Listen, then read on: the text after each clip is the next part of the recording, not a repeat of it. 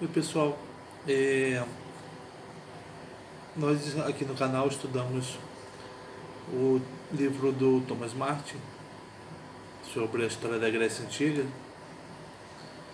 Também estudamos o livro do Walter Otto sobre os deuses da Grécia. O nome é Os Deuses da Grécia. E o livro do George Agamben, O que é Filosofia. Eu vou colocar mais uma leitura aqui, um outro livro do Walter Otto, chamado Teofania. E nesses vídeos sobre teofania, esses vídeos devem ser mais frequentes do que os outros, porque eu vou fazer da seguinte maneira, eu vou fazer de forma diferente. Eu vou ler aqui com vocês, tá? Já li esse livro antes algumas vezes, mas eu vou ler junto e comentar, né? E nesse livro, o Otto ele vai falar que como pode, né, a mitologia grega se o fundamento do nosso espírito, do espírito ocidental, né? Tem aqui, ó, a mitologia grega, segundo George Steiner, teve e tem um papel decisivo na instauratio magna da consciência ocidental, pois do ponto de vista do espírito, o Ocidente ainda fala grego. Os deuses gregos, eles se fazem presentes ainda para o homem de hoje. Eles eram presentes para o homem antigo e se fazem presentes para o homem de hoje. Só que o homem de hoje não dá importância para eles. O homem de hoje ele tem um conhecimento superficial da própria cultura, enquanto seria necessário um conhecimento aprofundado para você entender essa fundamentação dela na mitologia grega, né? E nós não temos essa visão profunda da nossa cultura, segundo esse texto aqui introdutório, né, do tradutor desse livro, do Ordep Trindade Serra, né? Segundo o Ordep, é por um preconceito que trata essa religião antiga como menor, como pouco evoluída, né?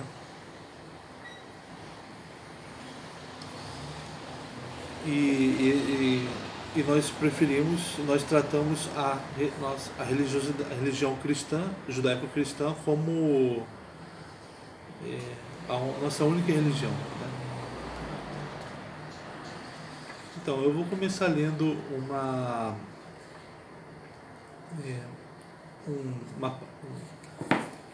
o seguinte, uma parte do livro, logo depois do texto do Ordep Serra. Essa parte diz assim, o título é No Centenário do Nascimento de Walter Friedrich Otto. O livro Teofania é uma profissão de fé na piedade pagã. Uma piedade que não carece de escritura sagrada. Não se atém a dogma. Nada sabe de salvação e ressurreição, nem conhece um Criador onipotente. Mas sim, em vez, uma multidão de seres divinos e semidivinos. Deste modo, ela foi e é para muitos escandalosa. Não apenas para os primeiros cristãos e seus teólogos, a quem o paganismo não poderia ser indiferente e que o relacionavam com a esfera do demoníaco e da magia. A fase mais recente da teologia protestante, com sua busca de desmitologizar a fé, evidencia, mais uma vez, a impossibilidade de incluir a piedade pagã em uma história da religião cristã. que mito e palavra são essencialmente a mesma coisa, e não somente na língua grega, o expurgo do texto de tudo quanto é mítico o revela, fazendo corresponder a esse despojamento um empobrecer-se e um desfigurar-se do verbo. Então ele está falando que no surgimento da nossa religião cristã está o paganismo da religião antiga e que é negado pela religião cristã, né? Esse fundamento. Essa religião antiga, que é considerada pagã, depois, né, pelos primeiros cristãos, essa religião antiga não tem um texto sagrado, ela tem narrativas, ela tem mitos que contam da presença desses deuses na vida dos homens, mas esses textos não são textos sagrados, eles não são objeto de culto, né? Eles dizem de histórias que eram contadas pelos poetas, né? Então não é um texto sagrado, então também não tem um dogma, não tem uma prescrição de comportamento, e não se fala de salvação do homem que escuta esses textos, né, ou lê esses textos. Não há uma ideia de salvação, porque a ideia é justamente não que o homem saia do seu mundo, mas que o homem entenda o seu mundo, né? Tem o mundo em que ele vive mais claro para ele mesmo, através dos textos.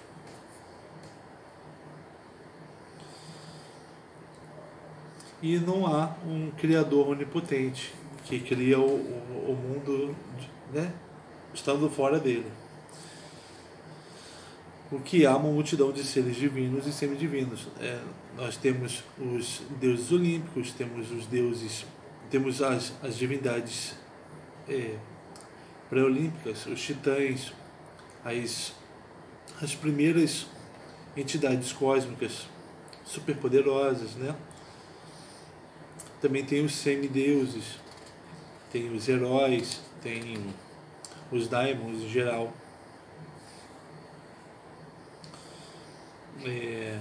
Mas o esforço da religião cristã foi de desmitologizar a fé, foi de tratar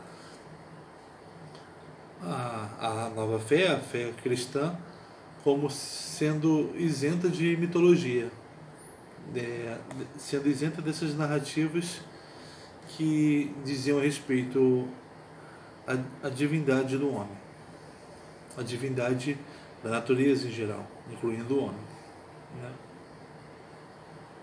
Não, a fé agora no cristianismo vai ser de um ser que está desligado da natureza.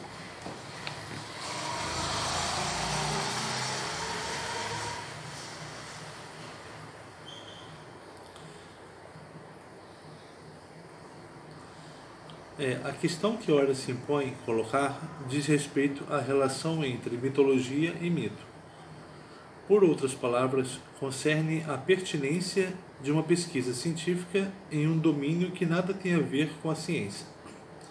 O mérito dos estudos da antiguidade clássica só se pode fundar nos testemunhos fidedignos, precisos, das fontes e em sua interpretação, de modo algum em significados e explicações que procedem de domínios completamente distintos e podem, por conseguinte, conduzir a falsificações.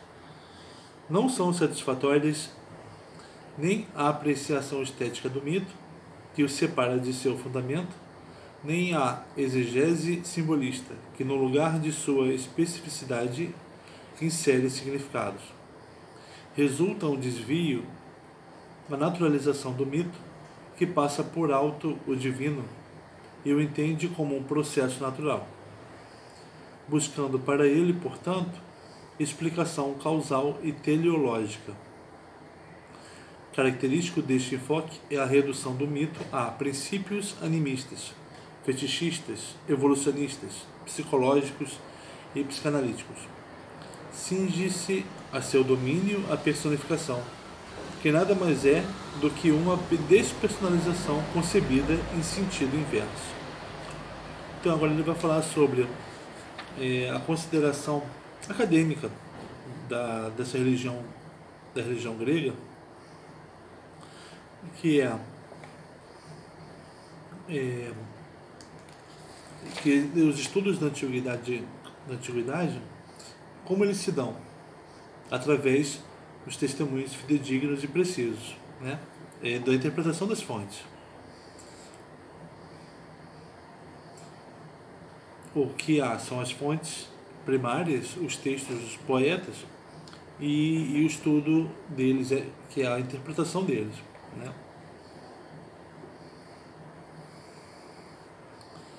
E ele fala que tem duas formas de abordar o trabalho, o material bruto, o material dos poetas, que seria a forma meramente estética, porque ela desconsidera o fundamento desses textos, e também a atitude que só se preocupa com a interpretação simbolista, que procura interpretar os símbolos, o texto como um conjunto de símbolos, né, que tenham coisas que tenham significado.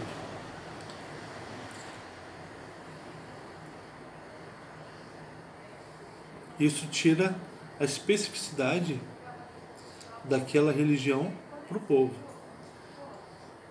O caráter ou como a religião grega era viva, porque era a religião do grego antigo, né?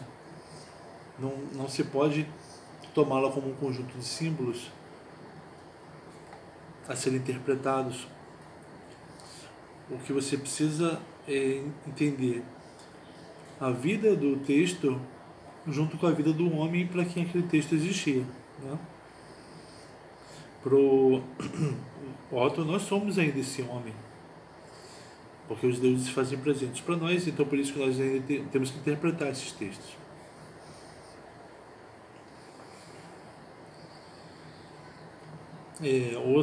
Outro problema é a naturalização do mito, que entende o mito como um processo natural, como um ponto numa escala evolutiva, em que esse mito estaria próximo do começo da evolução, abaixo dele só as religiões animistas, que enxergavam a alma no mundo, né? E como ponto final, o ponto mais alto evolutivo é a religião cristã, altamente simbólica, né? Essa visão naturalista, evolutiva, também é ruim. Naturalizar o mito, né, como colocando ele nessa teoria, nesse paradigma, né, é ruim porque tira isso que eu acabei de falar, a especificidade dele, ele como um aspecto espiritual da vida do grego antigo, né? Muitas dessas explicações podem ser sutis. Cresce a sutileza onde o sentido decresce. Porém, todas elas são algo postiço, não apenas uma incompreensão do mito, mas um fator de arruinamento deles. Elas deixam de parte o ser dos deuses, seu mundo e seus poderes, de que procederam as epopeias homéricas, a lírica, a tragédia, a arquitetura dos templos e as representações plásticas das divindades. Então, o que essas atitudes criticadas perdem é o ser dos deuses, que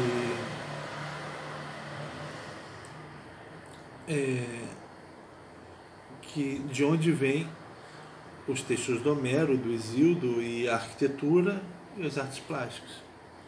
Tudo aquilo, e o modo de vida do grego, aquilo que é estudado pela história, né?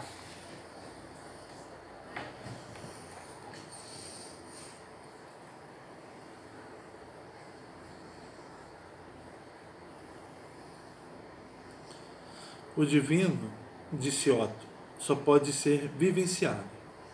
Isto significa que os deuses não podem ser descobertos, nem excogitados, nem representados. Mas em que tipo de experiência o divino se faz presente? Coisa alguma leva a isso. Numa tal experiência já está a doação sem a qual não se dá nenhum encontro. Uma relação desse gênero que depende de sacrifício e oferenda não pode ser forçada por obra de vontade ou de conhecimento.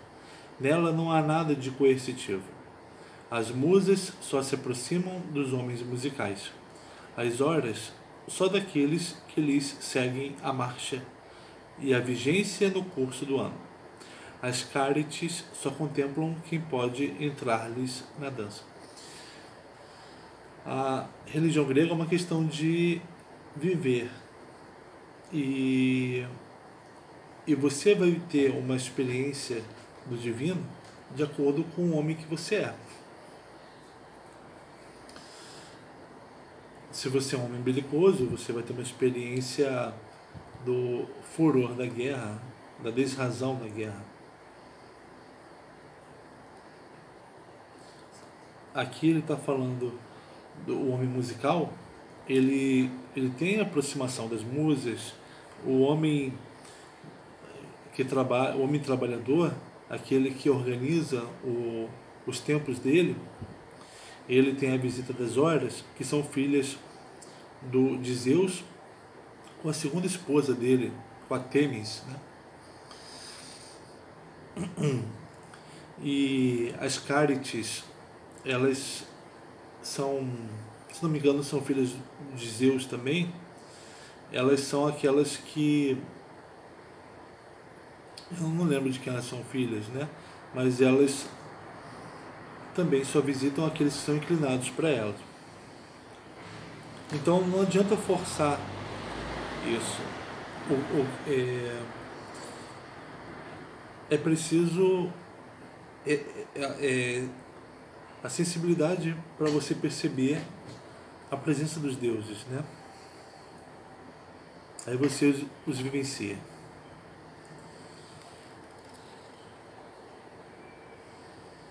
Então, eles não são descobertos. Um Deus participou do que eu fiz, né? Descobri, por isso que eu consegui fazer. Ou representados, né? Assim, em todos os tempos, apenas o homem que vive de modo poético logrou encontrar caminho e ter acesso à divindade. Os gregos tinham consciência da origem divina do ritmo. Ora, sem ritmo, sem a festiva comoção que ele suscita, tudo permanece mudo. Sem ritmo, a festa não se confirma. Sem festa, não há celebração.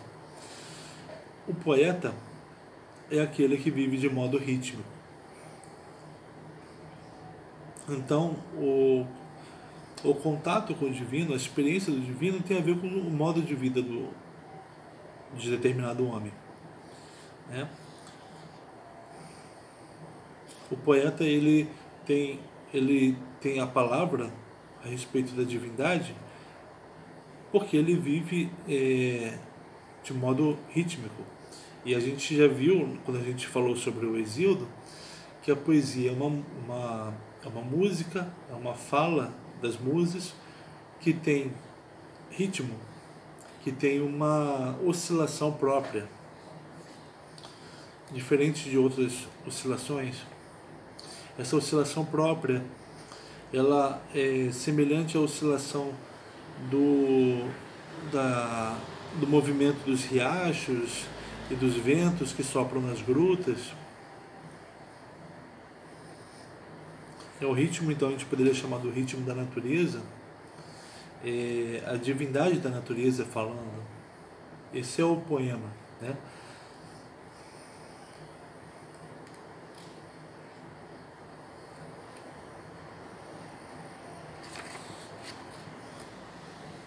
Então depois a gente volta para continuar esse livro. Obrigado, tá?